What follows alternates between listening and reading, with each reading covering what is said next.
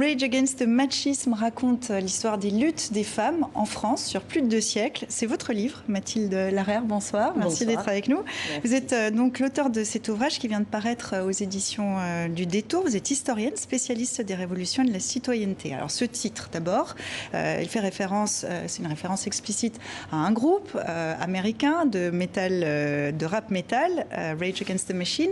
Est-ce que, pour ceux qui ne connaissent pas, c'est du gros son un peu énervé. Ah oui, oui, oui, Est-ce que ça veut dire que cette condition féminine à travers les siècles vous met en rage ?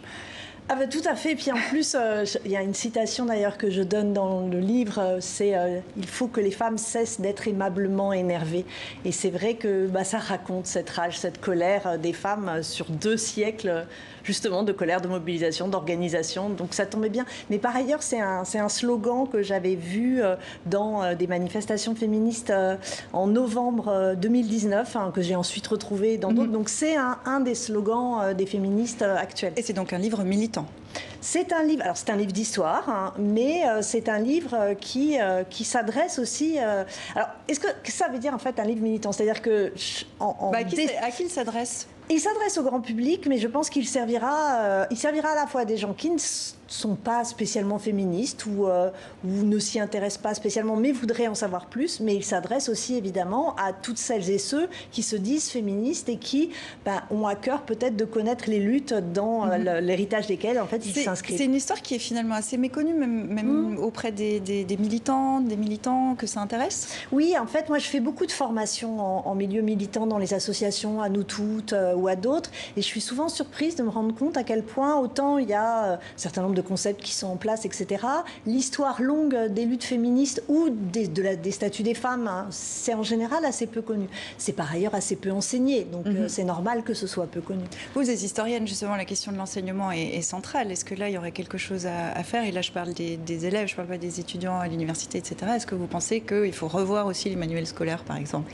Ça, c'est sûr qu'il faudrait faire une histoire plus inclusive, c'est-à-dire d'abord qui donne plus la place aux femmes dans toute l'histoire, c'est-à-dire pas seulement, on est à un moment où il y a plutôt des doubles pages femmes, donc il va y avoir de temps en temps un encart ou une double page sur la situation des femmes ou les mobilisations des femmes. Mais en fait, il faut réussir à repenser l'enseignement de l'histoire de telle sorte que l'on traite à égalité les hommes et les femmes et qu'on ne donne pas toujours l'impression de ne parler que des hommes. Alors, sous un aspect illustré, plutôt léger, très direct, voire même parfois un peu cru, votre livre replace les femmes au cœur des combats sociaux et sociétaux.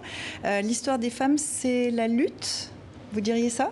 C'est aussi la lutte. Les luttes. Mais la lutte? Alors les luttes, parce que de fait, il y a des domaines différents. Et puis, les femmes sont socialement situées. Donc, il y a des bourgeoises, il y a des ouvrières. Et les luttes des ouvrières ne sont pas forcément les mêmes que les luttes des féministes plus bourgeoises. Il y a des femmes dans les colonies, il y a des femmes dans la France continentale. Donc, il y a aussi ces différences. Et souvent, la difficulté, c'est qu'elles ne se donnent pas toujours très bien la main, finalement, ces femmes qui, tout en luttant chacune pour leurs droits et pour l'égalité homme-femme, au bout du compte, peinent parfois à se trouver. Des fois, elles se trouvent. Ce que je veux dire par là, c'est que dans le livre, ce qu'on voit, c'est que toutes ces femmes ont en commun la lutte. Est-ce que du coup, ça n'est pas réducteur? Parce qu'il y a des femmes qui ont fait de la recherche aussi, il y a des femmes... Est-ce que du coup, on ne les réduit pas à une lutte? Alors, c'est parce que moi, je fais l'histoire des luttes des femmes. Par ailleurs, il m'arrive très souvent de faire l'histoire des femmes. Et dans ce cas-là, j'ai d'autres approches. Et effectivement, il y a toute une histoire à faire sur la place des femmes dans la science, dans l'art, dans la peinture, dans l'écriture. C'est juste que là, moi, c'est une histoire des luttes. Donc, il est normal que la lutte y soit première, puisque c'est le sujet, en fait. Alors, vous revenez sur ces grands axes. On se rend compte qu'à chaque moment qu'il y a des revendications, il y a un retour de bâton. Oui, c'est ce qu'on appelle le backlash. Et c'est effectivement très classique. C'est ses propres luttes des femmes et ses propres autres luttes. C'est-à-dire que toute lutte des femmes menace finalement un ordre des sexes. Et après les moments où elles mettent un peu le pied dans la porte et parfois font bouger un peu les choses, il y a un retour. On vit actuellement, après la vague MeToo, dans un phénomène de backlash. Le phénomène récent sur les tenues des lycéennes en étant un des exemples. Des lycéennes pour lesquelles on a rappelé un certain nombre de Voilà, règles. Il faudrait qu'elles s'habillent normalement. Voilà. Mais ça, c'est toujours... Toute l'histoire des luttes féministes, c'est avancer, backlash, avancer, backlash, avancer, backlash. Et on va voir si c'est le cas maintenant. Je vous propose, parce que le combat pour l'égalité continue, je vous propose qu'on s'intéresse à cette militante saoudienne, Loujaïn Al-Atoulal, qui s'est vue décerner le prix Liberté ce week-end en France. Elle est toujours détenue. Elle dénonce des réformes de façade destinées seulement à améliorer l'image de Riyad à l'international. Portrait de cette figure du féminisme, signé Florent Crèvesec. Lorsqu'elle avait la liberté de communiquer et le choix des mots, Loujaïn Al-Atoulal écrivait celui-ci, le courage. Il y a un an, le régime saoudien proposait la sortie de prison. En échange, elle devait nier avoir subi des actes de torture durant sa détention. Elle répondit non. Derrière les barreaux, pour avoir eu le courage de s'opposer au système de tutelle masculine. Avant cela, en 2014, cette vidéo célèbre dans le monde entier qu'il a montrée au volant d'une voiture lui valut 73 jours de prison. 4 ans plus tard, Mohammed Ben Salman, le jeune prince héritier, accordait aux femmes le droit de conduire, de se présenter aux scrutins municipaux ou encore de gérer leur propre société. Mais un constat demeure, les femmes sont encore loin de bénéficier des mêmes droits que les hommes. Quant aux droits de l'homme, on doit vraiment intensifier la pression sur l'Arabie saoudite, lui montrer qu'on n'est pas dupe, qu'on sait que la répression s'intensifie, que les droits humains continuent à être bafoués. Loujaïn Al-Atoulal et son courage sont réduits au silence depuis plus de 2 ans. Votre réaction ? D'abord une réaction de sororité, de solidarité avec cette jeune femme. Ce qui est fou, c'est que finalement, les droits qu'elle réclame sont des droits dont en France les femmes jouissent, mais depuis pas si longtemps que ça, au bout du compte. Depuis quelques décennies ? Oui, par exemple, il faut quand même attendre 1938 pour que les femmes aient le droit de passer un examen, passer le permis de conduire, accepter un boulot sans autorisation de leur mari. Elles n'ont le droit de choisir le domicile conjugal que depuis 1974. Il y a les 2 noms sur les feuilles d'impôt que depuis 1974. Donc, le droit de vote 44, je le vois parce qu'il s'affiche là.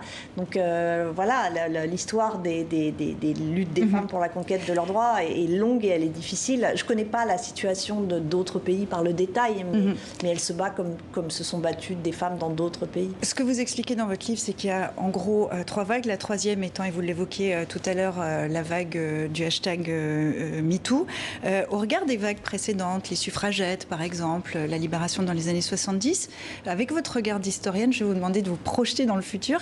Qu'est-ce que ce MeToo peut donner à moyen terme ? Alors c'est très difficile parce qu'une historienne refuse assez systématiquement de se projeter dans le futur parce que justement notre travail est sur le passé et on ne peut pas être des Cassandres. Et ce que nous apprend l'histoire, c'est que souvent on ne peut pas savoir. Mais on peut tirer des enseignements de l'histoire. Oui, mais l'histoire enseigne que tout est possible. Vraiment, c'est très difficile. Un historien ne peut pas répondre à la question. Donc plus personnellement, alors après, oui, ce que je peux souhaiter, moi je souhaite qu'il y ait des plus grandes, que la domination masculine diminue dans le monde du travail, c'est très important. Question salariale, qu'il y ait plus dans la famille aussi, même si des choses ont progressé, il faut une plus grande inclusion des femmes de toute origine sociale, de toute origine nationale, de toute orientation sexuelle dans un monde féministe et dans un monde en général qui leur donne plus de place. Dans le livre, vous réhabilitez au passage de grandes figures féminines qui sont parfois tombées aux oubliettes, surtout si au XIXe siècle, si vous ne deviez en retenir qu'une. Ça va être difficile, mais je vais en choisir une.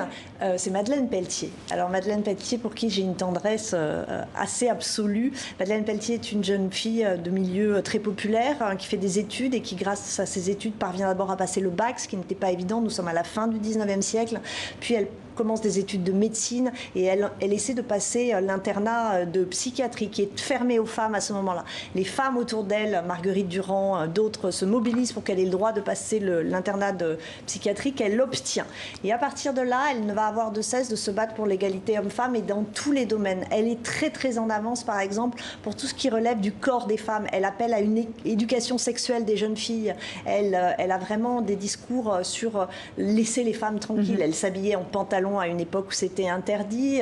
Elle était profondément radicale sur ses idées sociales et elle sera jugée, enfermée pour avoir soutenu le droit à l'avortement. Et on peut la découvrir dans votre livre Rage Against the Machisme, excellent titre, Mathilde Larère. Merci beaucoup d'être venue nous voir à TV5 Monde.